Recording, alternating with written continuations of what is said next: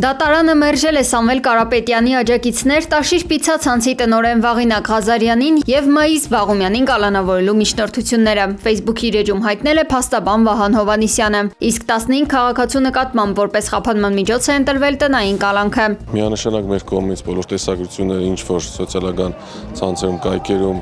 առկա են ներկայացվել են բոլոր դատավորների, այսպես ասած, սեղանեն նաև այդ տեսագրությունները, ըստ որոնց որևիցե գործողություն ոչ իրավաչափ մեր վստահորդների կողմից չեն կատարվել ու ելի եմ կրկնում հենց նաև այդ հույսով, որ տեսագրությունները նայելուց դատավորներին պարզ կլինի, որ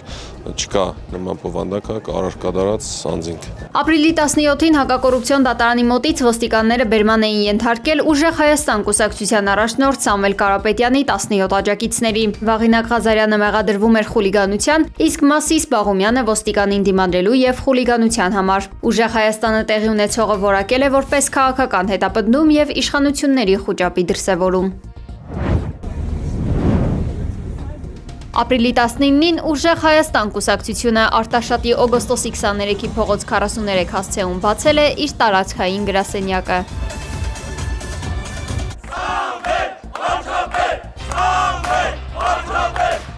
Գրասենյակի պաշտոնական բացումից հետո կուսակցության անդամները բացմանը եկած արտաշատցիների հետ քայլերթ են կազմակերպել, Արտաշատի փողոցներով, շփվել քաղաքի բնակիչների հետ։ Իր ելույթում կուսակցության քաղխորհրդի անդամ Նարեկ Կարապետյանը նշել է, որ հենց Արարատի մարզում վերջին 8 տարում աճել են հանցագործությունները, իսկ տնտեսությունը գրանցել հետաճ։ 35%-ով կրճատվել է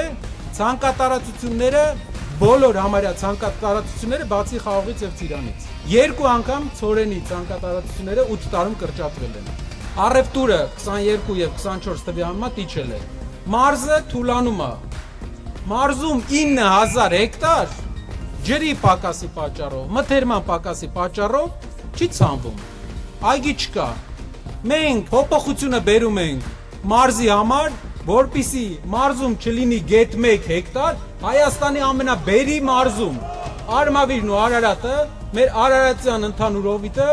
ամենաբերի հատվածն է, չլինի մի մետր, որ բերք չտա, որ չկերակրի ամբողջ տարածաշրջանը։ ԱՄՆ կենտրոնական հրամանատարությունը տեսանյութ է հրապարակել, որտեղ երևում է, թե ինչպես են կրակ բացել իրանական դրոշի ներքո նավարկող Տոուսկա բեռնատար նավի ուղղությամբ։ Վերջինս ըստ հրամանատարության փորձել է անցնել այս պահին ԱՄՆ-ի վերահսկողության տակ գտնվող տարածքով։ Դոնալդ Թրամփն էլ այս մասին բուռն հայտարարել է, թե իր զինվորականները Օմանի ծոցում ձավթել են իրանական բեռնատար նավ։ Այն ըստ ԱՄՆ նախագահի փորձել է դուրս գալ ծովային շրջափակումից, բայց չի հաջողվել։ Թեհրանը ներկայումս չունի Վաշինգտոնի հետ ապագա բանակցություններին մասնակցելու ծրագրեր, այս մասին հայտնել է Իրանի պետական հեռուստատեսությունը։ Մինչ Դոնալդ Թրամփը պատրաստվում է բանակցությունների ու ընտրում, թե ով է մասնակցելու, Իրանն այսպիսի կտրուկ հայտարարությամբ է հանդես գալիս։ Ապրիլի 19-ի երեկոյան ԱՄՆ նախագահը հայտարարել էր, թե իր պատվիրակությունը փոխնախագահ Ջեյդի Վենսի գլխավորությամբ կմեկնի Իսլամաբադ, վերսկսելու Իրանի հետ ձախողված բանակցությունները։ Ի դեպ, մինչ բանակցությունների մասին խոսել է Թրամփը ուղղակի դիմել էր Իրանի վերնախավին և կարելի ասել հրամայել դուրս բերել երկրից հարստացված ուրանը, ինչպես նաև հրաժարվել միջուկային ծրագրից։ Սա բարկացրել էր Իսլամական Հանրապետության իշխանությանը ու կարծես թե վերացրել բանակցություններ վարելու ցանկությունը։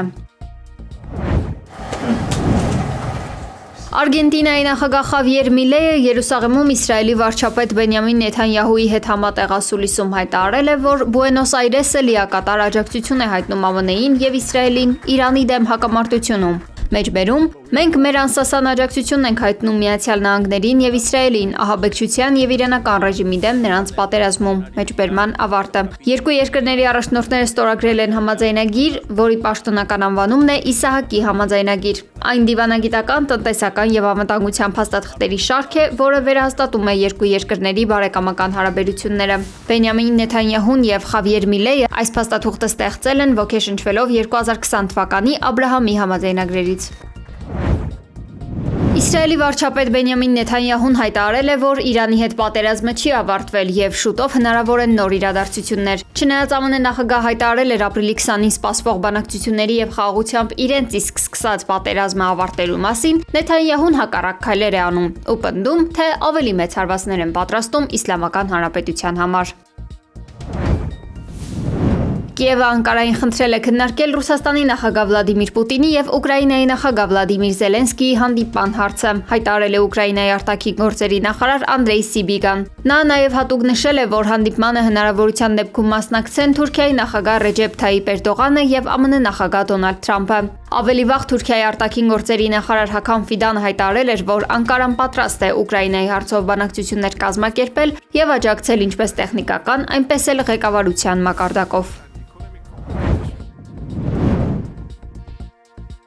ԱՄՆ-ի Վիսկոնսին, Իլինոյս եւ Մինեսոտա նահանգներում մոլեգնած ուժեղ փոթորիկն ու քամիները զգալի ավերածություններ են պատճառել։ Բնական աղետի հետևանքով բազմաթիվ տներ վնասվել են, քամին պոկել է տանիքները, իսկ ճանապարհները դարձել են անանցանելի։ Վիսկոնսինում բնակիչների մի մասը նույնիսկ մնացել է արգելափակված տների նկուղներում, իսկ Մինեսոտայում վնասվել է առնվազն 30 տուն։ Իշխանությունները զգուշացրել են, որ հատկապես գյուղական բնակավայրերում վերականգնողական աշխատանքները երկար ժամանակ կպահանջեն։